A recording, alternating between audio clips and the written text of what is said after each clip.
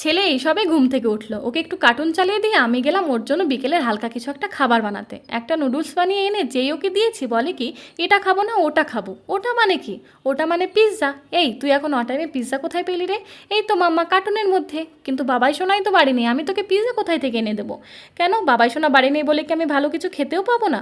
কি করব, এমন এমন কথা বলে শুনে তো মায়াই লাগে। কিচেনে যাই সবজি টবজি সবই আছে দেখি, কিন্তু না আছে পিৎজা বেস আর নাই আছে পিৎজা বানানোর চিজ। ছেলে দেখছে আমাকে খরচ করিয়েই ছাড়বে।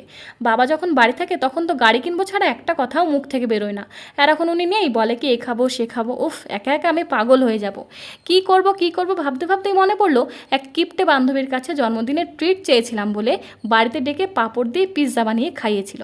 খেতে তো বেশ মজাই লাগছিল, তবে আমাদের কাছে অনেক গালাগালিও খেয়েছিল। আমার তখন উপায় নেই, সেদিন যদিও গালি দিয়েছিলাম, তবে ওর কিপটেমি করে পিৎজা বানানোর রেসিপিটা এখন আমার অনেক কাজে লাগবে। থ্যাংক ইউ রে কিপটে বান্ধবী।